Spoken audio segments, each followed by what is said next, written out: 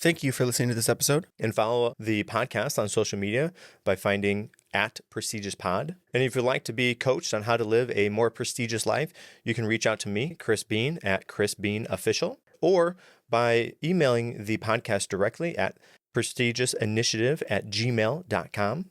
Lastly, sign up for our newsletter either through social media or on our website. This is the Prestigious Initiative. Welcome. I'm Chris Beane.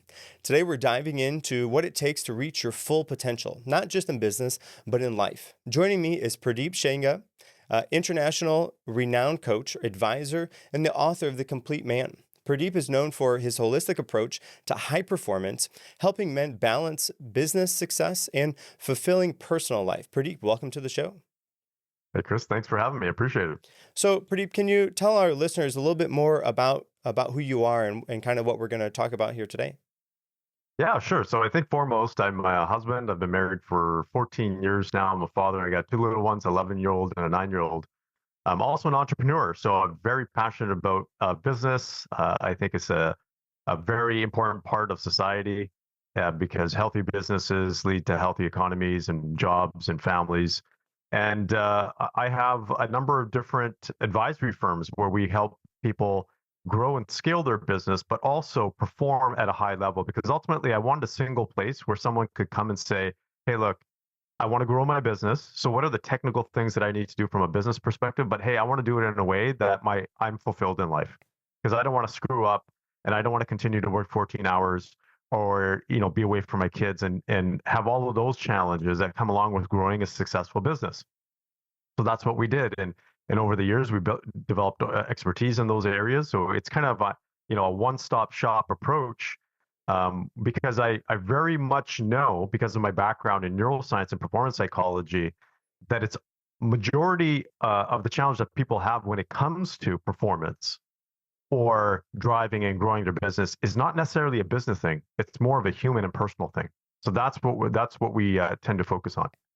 And it's interesting how many entrepreneurs and business owners they miss out on that, right? They're focused so much on their business and growing their business, and they're working long hours, and they're really burning the candle at both ends. They're forgetting to take care of themselves, and that if they can show up for the business as a complete person, as the full version of themselves, then the business will actually do better, as opposed to diving everything that they have into the business and not and letting their personal life kind of slide by. It seems that there's a balance to those things, and if we can moderate and get the balance correct, then both the professional life will succeed and the personal life. Yeah, that's a great point. And we use the terminology harmony, because when most people think about balance, it's typically, if we take a look at the factors. So we've done a lot of research in this area. So we built an organization that was research and science based, because I wanted to see what actually works and what doesn't. Because there's a lot of stuff that's been talked about, especially on social media. A lot of it is great. A lot of it is not, because it just doesn't work. There's no science or proven research behind it. So we partnered with 20 different universities and research institutions in Canada and the US over the years to do some extensive studies in the business world. And when it comes to this concept of work-life balance, most people have one factor when it comes to work-life balance, and that's time. So when they think of work-life balance, it's an equation of time. And the challenge with that, though, is that how many of us have had an hour or 2 hours with our family members, free time, but we weren't present.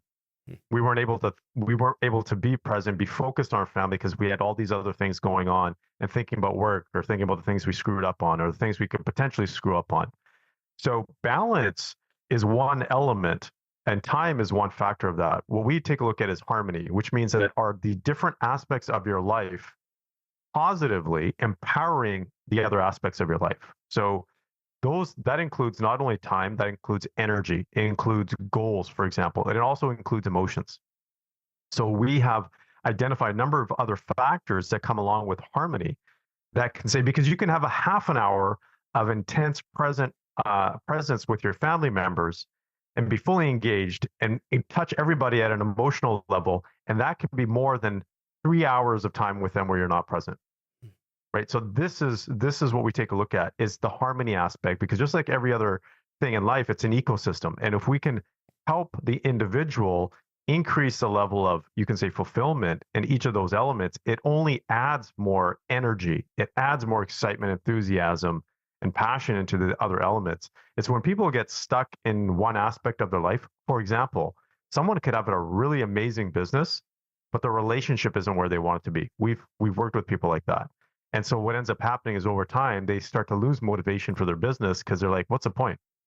If I'm going to go home to a crappy relationship, what's the point of me working and driving and growing this business even more? It works in the short term, but it doesn't work long term. Okay, so one thing that I really like there is you kind of underlined the time aspect, and I think that time is the most valuable commodity that we have, and when values come into play, in my mind, a lot of people misconstrued what the definition of values are. They think of things like honesty and integrity and those type of things, but when I think of value, I think of money and placing like a dollar amount on that value. And with time being the most valuable commodity that we have, the way we spend our time should be directly related to our values.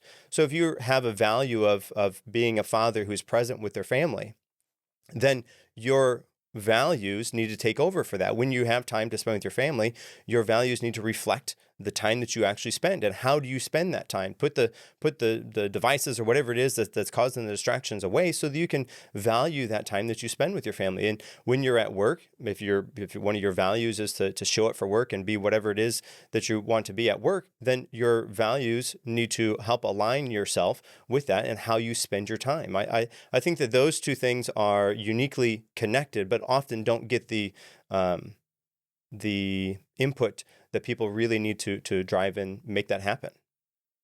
Yeah, I think that's a really good point. I think on top of that, I'd like to add, it's also in addition to time, it's energy, focus, and resources that lead to the values. Because from our perspective, what we've done in terms of our research, we've identified that yes, time is very important, but what we found to be even more important is energy, especially in today's age, because there's people are getting so energy taxed.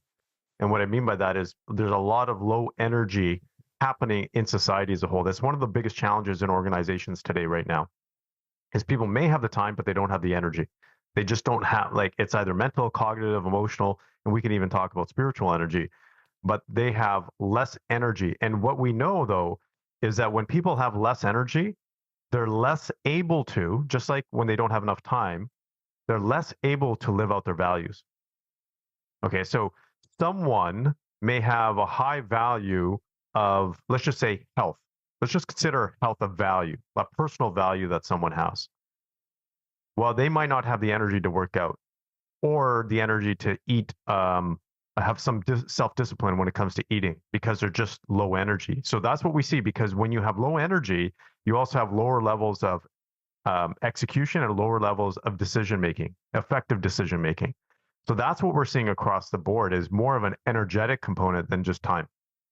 So, okay, so then with that, do you have a list of activities to do that will boost energy? And then when you're feeling low on the energy spectrum, let's say, then you do those activities that lead to giving you more energy on the back end to have a way to have that in harmony? Yeah, I like how you use activities because it makes it action oriented. It's activities within an ecosystem. Because so someone's feeling low on energy right now, it's not like they can just go, they can to a certain degree, go do an activity and increase their energy. But their entire ecosystem might be so, let's just say, dysfunctional that one activity isn't going to help. They have to change aspects of their ecosystem. For example, that could be a relationship.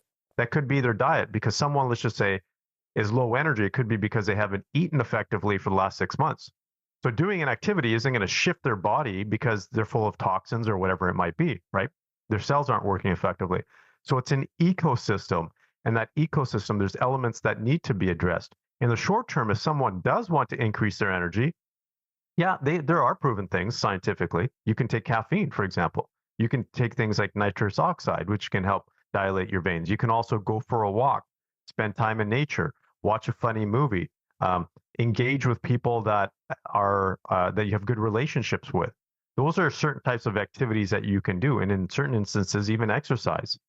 So there are breathing exercises, for example. There are different activities that can be done, but one of the most important things to take a look at is what has been driving this lower level of energy over the longer term, and how those elements need to be addressed. And so it's not just your physical energy, but your emotional energy, all of those things working in together, like the ecosystem, like you're saying. So it's not just how do I feel, but based on how do I feel, how much energy do I have based on the other factors that go in. What am I eating? How's my relationships? All of those things play a big part into how you bring yourself to the day. It doesn't matter if you're at home, at work, or just in the car by yourself. All of those things feed into the ecosystem that builds up you. And if something is out of harmony within that ecosystem, then everything kind of gets out of whack. So again, we have to try to find what that thing is, or those factors are that are contributing to that low energy, so that you can get those righted and then be on the correct path. Yeah, exactly. And I would say, based on our research and our experience in working with individuals, less than 5%, I would say even close, less than 2% of individuals are at that place where they figured out all the different elements of their ecosystem. Now, the interesting part here is that we're human beings and we live in a dynamic society and a dynamic world. Nothing is the same. So to have a perfect system all the time is very challenging. It's almost impossible. So it's a constant, you can say, it's a constant, how do I say it, focus that needs to be put on, okay, how is my life adapting to the changing times? So relationships change, people's health change, people age, right? All of these factors come into play here. And we have to constantly take a look and do a reevaluation at least once a year. At least I do this every quarter and take a look at what are the factors that are working for me and what are the factors that are not, and how do I address them. The more we can do that, the more consciously we can be aware of that, the more effective it's going to be, because people will go a year, 2 years, 5 years and not do that exercise. And eventually what they've done is just built up a whole bunch of problems or areas of their life that aren't effective. And then it's a lot tougher to do and to correct. For example, if someone hasn't taken care of their health from an eating perspective for 5 years or 10 years, it's not like, oh, they're going to start eating healthy in 2 weeks. They're going to be, completely healthy. It takes time to fix and correct those issues. But if we correct them along the way, it requires a lot less work. In the business world, one of the things that we focus on is operational effectiveness. And what we know is that when one person, for example, does not do a proper check of their work, or that process, that step wasn't double checked or wasn't done effectively, if it moves on to the next step or the next person, it can take up to 10 times more energy and time to correct that. So that's why it's important to really get to the root of the issue almost immediately so that can be addressed. Okay, so as you're saying this, I'm trying to think of a system in my head that would kind of help to fit the bill for what this would be. So somebody could consistently kind of check in to see how they're doing on a quarterly basis, at the very least, a yearly basis. So if there was a journaling measure that somebody could take, a daily journal, they're checking in, maybe not journal, maybe a log would be a better understanding of it. But anyway, so they're writing down the energy that they felt through the day, and maybe they do that, like they have a check-in for like 10 a.m., 2 a.m., or 2 p.m., and then like 5 p.m., just as a measure across the day. And then they can kind of see, okay, had the most energy here. And then as they're going through and doing this kind of system, they can go back and reflect on this at the end of the month, perhaps at the end of the quarter, at the end of the year. And then all of those things can help to make sure they're in line and keeping their ecosystem in harmony, so they can have the most performance on the other end. And I think something similar could happen from the business standpoint. So if you have kind of standard operating procedures that are in place, but nobody is following those standard operating procedures, you're not checking in on those things, then that's where things could get put down the line. And, oh man, all this mistakes happen. You have to spend tenfold energy to try to fix those things, because nobody's following the standard operating procedures, or the operating procedures are outdated and they need to go back to be checked up. So those kind of things, I think that's a system that probably somebody could follow for the personal level, but you can adopt a similar type of system for the business level, so that you are making sure that you are in line with your ecosystem, making sure you have the most energy and output that you can. But along with that, the business side, the version of that, I think, would be the standard operating procedures, and then the checks and measures that would go in place to make sure those are being followed appropriately. Yeah, I think you're bang on there. The thing with us as human beings is unless the individual is extremely, I'm going to say highly motivated or has a high level of conscientiousness as a personality trait or what we consider very organized and structured, it's difficult for people to go through that. So we know Mm. that, for example, even going through a daily checklist for a person to do that every single day, right? It's doable, but not very many people follow through with it. And so what do we do? So the bare minimum that we suggest and that we work with individuals on bare minimum is on a weekly basis, where we what we call a recalibration exercise. We take a look at what their goals are because that's very important, right? That goals are basically the driving factor because goals create clarity. And once you have clarity, then you can actually move forward in the direction that you want. So on a weekly basis, then we identify what resources are going where and where they're spending their time, energy, and whatever it might be in alignment with their goals. And then daily, yes, there are some basic exercises that people need to go through. Yes, we do with some individuals, we go and what we do is we get them to put on an hourly reminder, whether it's on their phone or device, whatever that is, on their phone, watch now these days, is that pops up and says, how am I feeling right now? So what that does is it gives them just a moment of awareness where they can say, excuse me, am I feeling the emotions that I want to feel and I should be feeling right now? Because if one of my goals is to be more energetic or have a higher level of joy, if I'm all of a sudden it's 12 o'clock coming up and I get a reminder saying, hey, how am I feeling right now? And I'm feeling crappy. I'm going to say, okay, well, there's a few options here. First of all, I need to do some reflection to say, why am I feeling this way? Is it the situation and environment? And B, is it conducive for me to feel this way? And because if it's, for example, if for most people, it's not conducive for them to feel what I call a disempowering emotion, a majority of the time. So if I'm working throughout the day and I'm just feeling crappy and I'm angry, that's not conducive. It's not empowering for them whatsoever, regardless of what the situation is. However, if you're at a funeral and you're crying and you're upset, well, that is conducive because that's the environment. That's appropriate for the environment.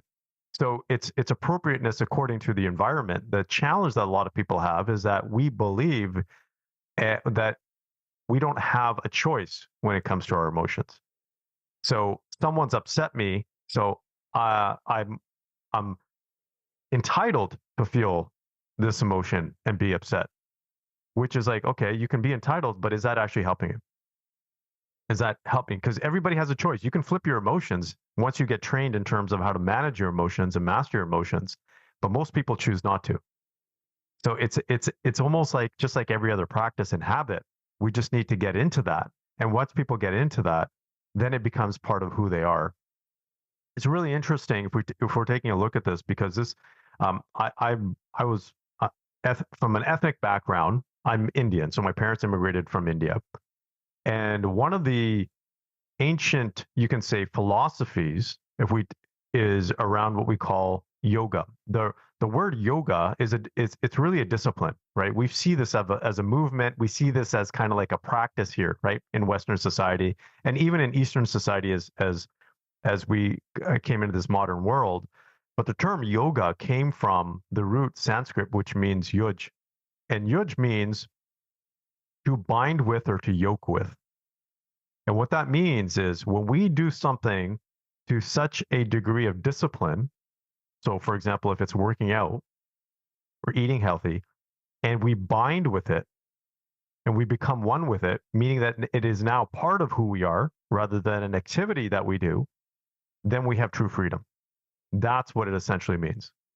And so a discipline that becomes a part of you will eventually, if it's healthy, if it's empowering, will eventually allow you to have complete freedom. So, for example, in this instance, where someone is doing a check every hour of how they feel, first it feels painful, right? It's a painful discipline. Why do I have to do this, or this sucks, or whatever that looks like? And then when it becomes ingrained in you, when you naturally start to touch base with yourself to say, "Hey, how am I feeling right now?" and it's part of your own discipline, well, now you have that freedom because now you have that awareness automatically to say, oh, I'm not feeling so great. Should I feel great right now? Yeah, why not? Why shouldn't I feel great? So those are the kinds of things that need to be implemented in terms of our human psyche and emotions. All right, a couple things. I do want to talk about your book, and we'll do that very soon. But a couple things on that because there's some really kind of very interesting takeaways in there. I really love the idea of using, a reminder on your watch or your phone or something to call that check-in. I do a practice that's similar to that, where, excuse me, I've created an affirmation for each one of my values. There's a link to a goal, and I have that affirmation come up on my watch during specific times of the day when it's most relevant, right? It would be if I have a value that is to show up for my family and to be the best parent that I can be. That doesn't help me to show up now when I'm doing the podcast or when my kids are at school, right? It has to be relevant to what's going on. And so I can go through my day and week and month and year to strategically locate those so that can happen. That's a tool that a lot of people, I think, miss out on because it's so handy, it's so ready. We have those devices with us all over. If we can utilize and leverage that power that they have to help us to check in or to align ourselves with whatever it is, that is so helpful. And then the next part that you said that I really like is habits and then practices, because a lot of times people say habits and they think, oh, just make a habit and you can set it and forget it because it just happens automatically. I don't, that isn't the way that I interact with habits. I think of habits as practices, a daily practice or weekly practice, because I'm practicing this. It has to be with intentionality. Otherwise, if it's a set it and forget it thing, the intention, the thoughtfulness, the mindfulness is completely gone, right? I don't want that. If I do this and I'm setting up my life the way that I want to do it, I am practicing these things because I know the benefit that they're going to have on the other end. I really, really like those things. All right, so again, your book, The Complete Man, you dive into balancing business goals, professional growth. Give me a snapshot of what this complete man is, and how can somebody try to embody this in their daily life? Yeah, so there's some basic, I'm going to say, principles of the complete man. And the book really outlines all different aspects of life that we encompass as being men. The first one, when it comes to being the complete man, which is kind of ironic, is that you're never really complete. So it's a constant journey, it's a constant evolution. The moment that we think that we have it, something changes in our life. And this is very important for us to understand, because a lot of times we pigeonhole ourselves and we say, hey, look, I should be way further ahead. And the interesting thing is, guess what? We all have the same finish line. We all have the same finish line.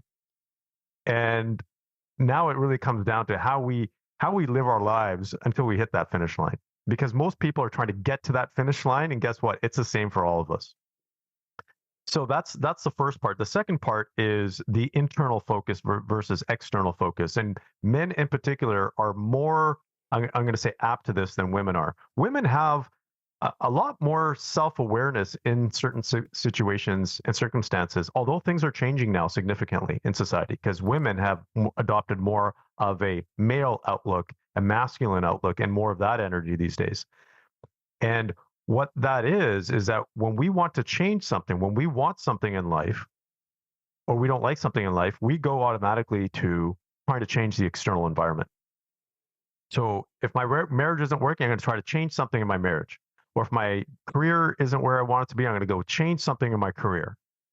But we need to take a look and say, what do I need to shift from within first? And here's why. And neuroscience has shown this over the last 10 years, which is a phenomenal breakthrough in the science community, where neuroscientists have said your external environment is a direct reflection of your internal environment. And it's for scientists to say that, that's pretty phenomenal. And what that means is everything that we have around us is a reflection of our state from within and how we've interacted with our environment. So we do something, the environment responds accordingly. We respond, the environment responds. And over the course of decades, we are where we are at. So if we want to change the environment, yeah, we could try to change the environment, but it's going to go back to the same or similar environment if we don't change ourselves, because we're going to respond pretty much the same way. So starting from within is very, very important, not only from a scientific perspective, but also from a philosophical and a spiritual perspective as well, because we have much more power shifting internally and are working with our internal spirit than externally. Because we know that when someone is completely aligned with what they want to do and what they feel like they should be doing in life, they have a different level of energy, they have a different level of drive, and you can feel like this person is on it. Whereas someone who is even successful, has money, fame, whatever it looks like, but they're not feeling aligned with their spirit, you can feel that. You're like, something is missing in that person. So that's where the internal focus comes in. The other part, the third element to this is that I talk about the mindful alpha male. And that is very, very important because most of us as men now have lost there's two camps, right? There's a number of, well, actually, there's multiple camps here in today's society. But there's this camp that is just, there's no alpha male in there at all. Like we've lost the sense of taking control of our destiny, right? And that's what alpha is. It's the first letter of the Greek alphabet. It's the beginning. It's the origin. And that's what we need to do. When we started to take a look at the studies of this concept of alpha, it was related to wolf packs, the alpha male in a wolf pack. And that got so misconstrued by society, right? It was a behavioral thing that was done by biologists that then, or in primates, for example, that people are just misconstruing in human society to say, oh, it's bad to be an alpha male. No, it's actually really good because that the whole role of the alpha male is to ensure that survival of the pack, to make sure the pack is healthy, right? The pack doesn't get attacked or is not in danger. If it is, guess who's up front? It's the alpha male and the alpha female at times. So that's the same thing in life. As men, as we have that inherent part of us, but it's dwindling, and it's dwindling fast in society because people are saying that this whole masculinity aspect is negative, it's bad, when they don't fully understand it. So every man should control and take control of his destiny and create his destiny. I'm a firm believer of that because I've never met a man who feels like he's not in control and is happy and fulfilled. It just doesn't go together. And because there's an element of what we call locus of control. And we know when individuals have a higher locus of control, which means that they feel like they can shape their destiny and their future, they have a higher level of self-esteem, self-confidence, and fulfillment and satisfaction in life, and hope and optimism. Whereas people who don't, they have lower levels. So that's one aspect. The other aspect is the mindfulness aspect, because the two have to go very hand in hand. Because as I mentioned, in terms of alpha male, there's another pack or a camp where, hey, we're gonna be these, I'm gonna say, let's say psychologically aggressive males, and we're gonna feel like we are taking control and we need to take control, but they're not taking a look at the mindfulness aspect, which is if I do this, if I say this, right, or if I project these actions, what is the impact not only on myself, but the people around me, society, and generations to come? And we have a very belligerent society these days where it's appropriate to say anything that we want because we have that the right to say whatever we want. It's like, yeah, you do, but be mindful. And the Buddhists used to say this, which is be fully aware of the effects of your actions and your thoughts because it could have ripple effects throughout the universe and for generations to come. But also be humorous with yourself that it's actually going to have any impact at all. Meaning that be conscious of your actions and your decisions, but also don't take yourself so seriously. And that's what mindfulness is being aware, being present, right? Not just today, but also present with what could happen in the future if I do this or say this or think this. So those two aspects need to come together. And it's a combination of what I consider kind of like the Dalai Lama and Marcus Aurelius kind of combining their approaches and their philosophies.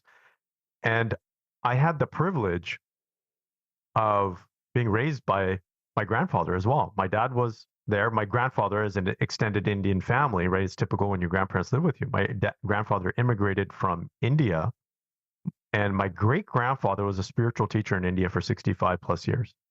He taught my grandfather. My grandfather taught me at a young age when I was 8 or 9 years old in terms of philosophy, principles, values, but also spirituality. My grandfather was in the Indian Army for 35 years, multiple stars. So a very principled man, fought in 2 wars for India, but also a very spiritual man, the most spiritual man I knew. And he taught me these principles and the balance between the two of taking control, right? War and spirituality, you don't typically see those going hand in hand, but he taught me the balance, or you could say the harmony in between those two. So I was fortunate enough to be raised by a man that could exude those principles. And I firmly say these days, we don't have men like that these days anymore. We don't raise men like that, where you have strong principles and values, but also have a high level of spirituality. Hey everyone, it's Chris Beane here from the Prestige Initiative. If you're looking to level up your life and unlock your full potential, I've got some exciting news for you. My recent guest, Joel Gandara, has an incredible program called 31 Days to Become a Better Man. Joel has packed years of life-changing insights into this easy-to-read book, guaranteed to help you rethink your shortcomings and redefine what it means to be a man in today's world. But that's not all. Joel also offers powerful one-on-one sessions and group classes to guide you on your journey. And he has a special offer for the Prestige Initiative listeners. You can get $19.99 off the program when you use code PRESTIGIOUS at checkout. Don't wait. Take your first steps towards becoming the best version of yourself today. Visit 31dailychallenges.com and use the code PRESTIGIOUS for your discount. And now back to the show. Ooh, all right, lots to unpack from that.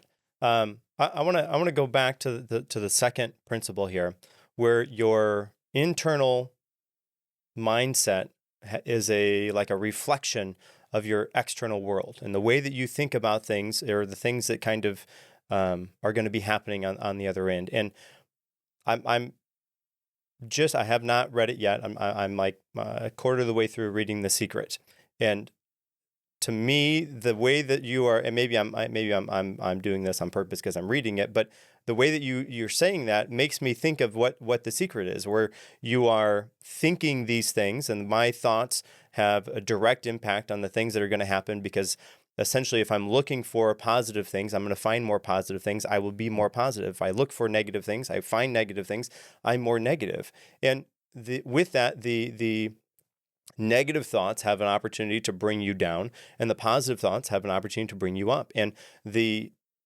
positive thought outweighs the negative thought by a tenfold or something. So everybody's going to have these negative thoughts. We can't rid them from our lives completely, but we need to have more positive thoughts and to dwell on those more so than the negative thoughts. And that, of course, is a challenge in itself.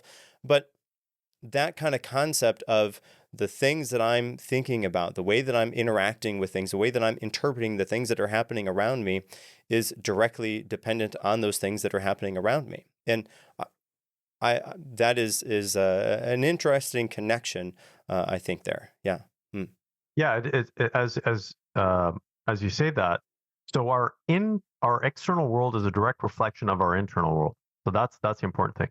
So, and you're talking about negative versus positive emotions. Now, here's the funny part: our negative thoughts outweigh our positive thoughts.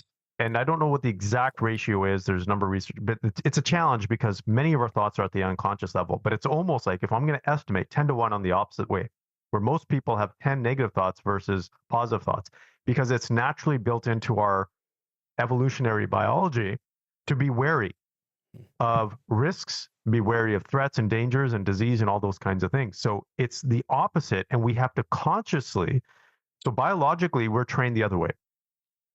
We have to consciously now work through our mindset to go to a 10 to 1 ratio of positive thoughts. Because in psychology, we call it negativity bias. And what ends up happening, and you'll see this a lot more, and it's really interesting. If you take a look at groups of people, it's easier for groups of people that have negative thoughts to come together and band together than it is for positive thoughts. If you ever see that, people will automatically gravitate towards a pity party. Yeah. But when it comes to positive thoughts, you may get some takers, and you might get some takers temporarily, but then you'll see people that are stuck in negativity. Wow, they're part of that club for a long time, unless they can break themselves out. So I'm glad you brought that up, because we have to consciously build our mindset to be able to do the opposite. So, okay, as Jordan Peterson in 12 Rules for Life, the first one, he talks about the lobster, and he got a lot of ridicule for comparing humans to lobsters, but whatever. I think that comparison was genuine and helpful in my eyes. He talked about the lobster. Lobster goes into a new area, and immediately the alpha lobster challenges the new lobster, and if the new lobster loses, then he will go on to lose and lose and lose and have less less highly regarded mates on all the way through. But if the opposite happens, if he wins, then he will have a better opportunity to make a standing in that new place. He'll have higher mates that are available to him. And I think that what that tells us, that if you lose, you get in a losing mindset and you continue down that rabbit hole. But if you win, you can continue to win and climb out the rabbit hole, kind of say, which means that then, to me, if you put another layer on that, that means that winning or succeeding is perhaps a skill that can be honed and maintained, as opposed to kind of luck, which I think is what a lot of people attribute that to. Yeah, absolutely. So if we take a look at true entrepreneurs, for example, if we could talk about the business world, part of it is luck, but if they can start another organization, be successful there. So serial entrepreneurs are strategic, right? I think it's easier for someone to have a successful business and build it once. And sometimes that is luck. A lot of times it is luck, right time, right place, and all of a sudden. But if they can replicate that, then it's not. Then that person has the strategy and the skill set to do that. And you're absolutely right. When we win, we tend to win more. And why is that? And so if we take a look at the basic biology for us men, and when we win, so they've done studies for sports, for example, and the audience that is watching sports, particularly men, when their team wins, their testosterone goes up. When their team loses, their testosterone goes down. So why is that important? Because this whole game of dominance when it comes to men is around testosterone. And another one, vasopressin, which is basically we're built off of hormones. Us as human beings, much of our behavior is built off of hormones. And dominance is one of those things. And we have a natural, and people don't like to hear the word dominance these days, right? It's looked down upon. But let's just say hierarchy. We have a natural tendency. It's built into our evolutionary biology, into our mindset. It's built into our mindset to look for status and hierarchy. Unfortunately, it's part of who we are as human beings. We can't break that out of our minds. So it's way society works. So for us as men, if we lose, our testosterone drops. Okay, so if our testosterone drops, if we took a look at it in the biological sense, guess what? If there's a male out there who continuously loses testosterone, they're going to have less muscle mass, by the way, because testosterone helps increase muscle mass. So from an evolutionary perspective, that makes sense because you're going to have smaller males because of less testosterone.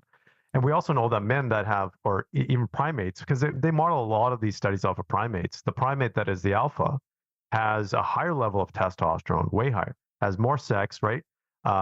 Is typically more nourished because they get access to more food and stuff like that. So there's a whole bunch of evolutionary, you can say, positives for winning for men. Now, all right, so talking about the business side of this, you've had the opportunity to coach some very high-performing leaders. As you're going in to meet with somebody, let's see if we can narrow it down to, let's say 3, maybe 4 traits that you're looking for with these leaders that distinguish them as high performers, or potential for being a high performer that you're looking for as you're meeting with these people. Okay, so one of them, so if we take a look at they kind of go hand in hand, but I also take a look at, when I'm working with them, can I actually work with them? So number one, I look for, are they coachable? So do they have an ego structure that allows them to be open and honest and transparent and be coachable? Because if they don't have that, no thanks, I can't do it. I've worked with enough guys now where that becomes such a barrier, regardless of how much they pay, that it's just a pain in the butt and it's not worth it because we come back to the same point 6 months later, a year later. So that's the first thing. But if I take a look at traits, one of the most important things that we have to figure out is motivation. Are they motivated to do the hard work? And if they aren't, yes, we can show them techniques and tactics to increase motivation. But if they don't have a baseline of motivation themselves, again, that's another struggling point. The other factors, if I take a look at someone who's a high performer, number one, clarity. Because that's where it starts. Everything starts with clarity. Are they clear about what they want? Whether it's from their business or their personal life, and ideally both. So that's the first aspect. Second one, I already talked about motivation. Third, confidence, because confidence is such a powerful element to performance, whether it's in sports or anything in life. Musicians or as a business leader, you have to have a high level of self-confidence. The other next aspect is what I call inner control. And inner control means, are they able to manage their state? Now, there's so many different factors that fall within that. But if they can manage their state, and we can help them with this because this is a lot of the work that we do. Even if they can't, then we can help them. But the stronger their ability to manage a state, the more effective they're going to be in terms of their performance.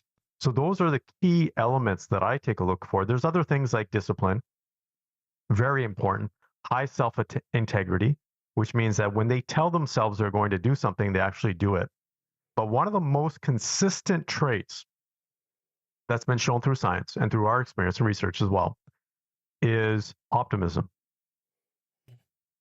And optimism, because if they can see some light at the end of the tunnel, because we all go through challenges, we all go through dark times, if they can find that optimism and have that optimism, they're more able to do things. Why? Because optimism helps with creativity. It helps with problem solving. It's very difficult to come up with creative ideas. Science shows this.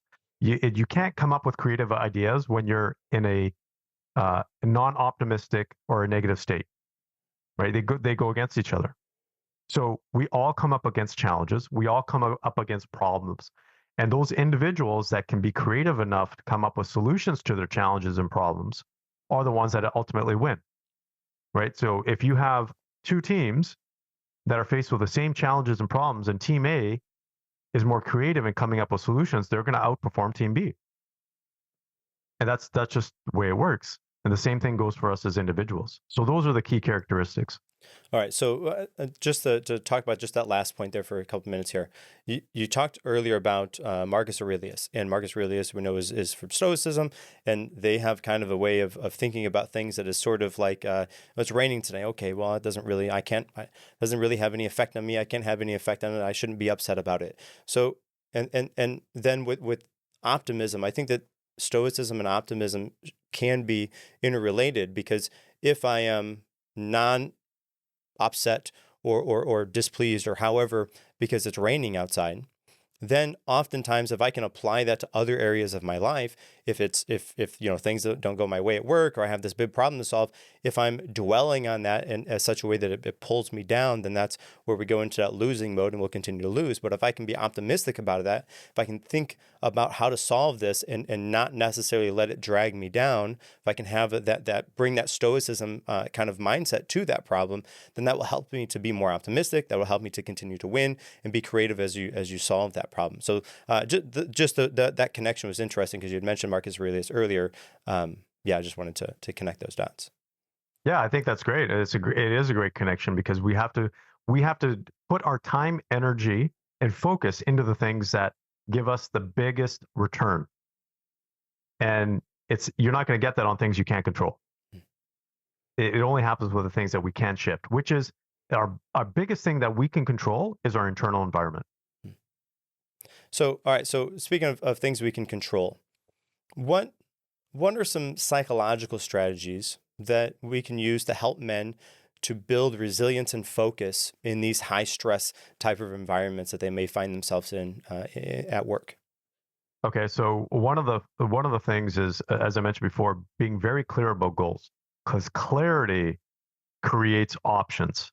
When people don't have clarity, then it's hard to come up with options. One of the biggest stressors for people is when they feel stuck. That's one of the biggest things. Like, people will get burnt out because they feel like they have no options and choices. So this is very important for us to pay attention to, is whenever we're feeling stuck, to be able to say, what are my options? Because people will feel stressed when they feel like they're stuck and they have no freedom in particular. Right. So that's where a lot of this comes from. So options and choices are very important, being able to come up with those. If we're talking about stress in particular, everybody faces stress, but it's our coping mechanisms to deal with stress. So we have to identify what are some healthy and effective coping mechanisms for stress. Is it going for a walk? Is it exercising? Is it sleeping properly? Right? Is it having more intimacy and affection from your spouse? from the people that you love? Or is it watching, like I said, some funny movies and doing things that you enjoy more of? There's a number of different things that are involved there. But coping mechanisms is one bucket, I would say, when it comes to stress. And then the other one is we have to understand that stress is always going to be there. So stress has three different factors to it, or variables to it. A is intensity, right? So how intense is that stress? B is the frequency. How often does it happen? And C is the duration. So when it does happen, how long does it last for? So we have to identify those three things and say, okay, this thing that stresses me out, it happens every so often, but it's super high intensity and whatever that looks like. If we can actually put those figures around the different stress elements, then we can actually say what stresses do we need to pay attention to the most? Because sometimes we feel stressed about something, but it might be a high level of intensity, but it might last 2 minutes. Well, it's like, okay, we don't have to really deal with that too much. But something that, hey, it's a medium to low level of stress, but it's with me 24/7. That's what we call unease or anxiety for a lot of people. And what we know in the US is that a third of adults deal with a clinical level of anxiety throughout their life. 1/3, 33% of the population. That's a high level, right? And anxiety is just as a level of stress, right? Because stress can be felt psychologically, emotionally, or biologically, physiologically in our bodies. And a lot of times, this is why we're saying so many more people have things like gluten allergies or autoimmune diseases and stuff like that, because those things manifest through stress. And one of the easiest, I shouldn't say easiest, but one of the ways to battle stress, if you're talking about practical things, is keep our energy levels high and be healthy. Bottom line, eat healthy, exercise, sleep. Those are three things that will help people deal with stress most effectively. And then the other one is what we call recovery exercises. So some people have different recovery exercises. For me, walking is a recovery exercise for me. Nature is a recovery exercise. For other people, it's massages. It could be the spa, it could be pedicures. Some people like fishing. So identifying what the individual's recovery protocol or exercises is very important. So now we can say, here's the stress. Here's how intense or how often it comes up. Here are my coping mechanisms, because some people have unhealthy coping mechanisms, for example. And what are my recovery methods? So coping, some people go to alcohol, right? Some people go to shopping or addictions. Everybody has a different coping mechanism. We just have to identify if they're healthy or unhealthy. So hopefully those are some practical ways that people can take for stress. Now, okay, so I heard you talk earlier about spirituality and bringing spirituality into this approach that you have as the complete man. So in a world that kind of often separates business and spirituality, how do you bring those things together? And how can spirituality help to influence the business and the personal growth? Yeah, I think the beautiful thing here is that not so much in business, but it is starting to trickle more into business. But the science community has now intersected with the spiritual community. Now, that's a cool part, because something like a spiritual practice from thousands of years ago, over 3,000 years ago, which is meditation or mindfulness practices, because they're somewhat similar and they overlap, but they're not the same. Now, science is showing the number one exercise to improve your focus, your attention, and shift your brain anatomy and actually make your brain healthier is mindfulness. Wow. Science is now showing that meditation practices has even at this level been able to help with cancer. Okay, so what does this tell us now? So scientists are the most, I'm going to say some of the scientific community are most enthusiastic about spiritual practices. So that's what we bring this straight into our training, because now we can directly link scientific studies to spirituality to say, hey, look, if you do this, here's what ends up happening. Things like gratitude practices, right? Those types of things, even prayer has been shown, right? That those are part of the studies as well. So that's where we bring this in and where we show someone, hey, look, if you do this, what was considered a spiritual practice, and it's not even about doing the practices. Ultimately, it's about helping that person, whatever they want to achieve. And so if someone is feeling a high level of stress, but now a mindfulness practice has been shown to reduce stress levels and produce positive hormones, for example, then why wouldn't someone do it? Hmm. Because that's going to help them perform better in their life. And if someone's more mindful, they're going to be more present and they are more open to, um, I'm going to say, because I don't like to promote spirituality. That's not what I promote. But what I promote is that, hey, look, there's something greater than what we fully understand right now, and science is catching up to it a little bit. And that is showing positive benefits.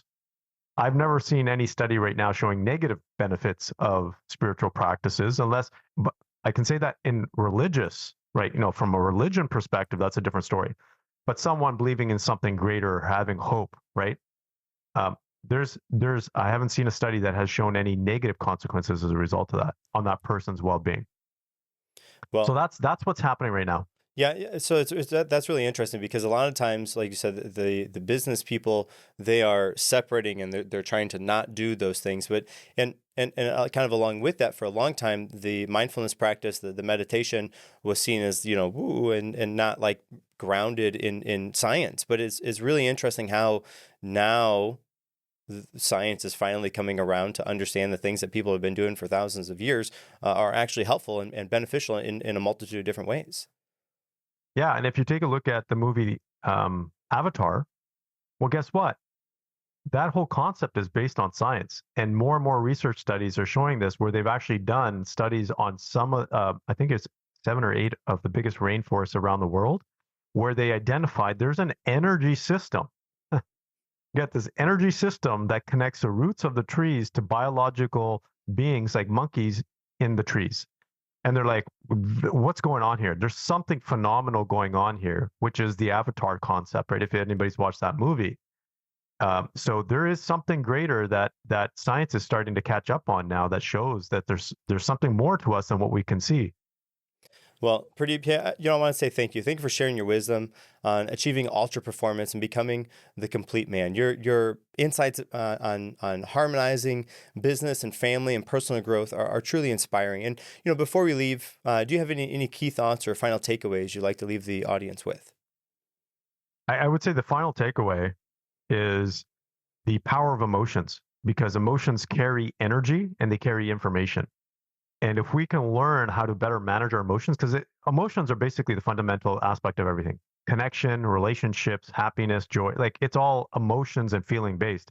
If we can better master our emotions, not only are we going to have better lives and a higher quality of life, we're going to perform better, because emotions have been tied directly to performance. So better emotions, better performance, ultimately. And if our listeners wanted to get more, in contact with you or to get your book, where could they go to best do that? Sure. To contact me, you can reach out to me on LinkedIn. That's the best platform that I'm typically on.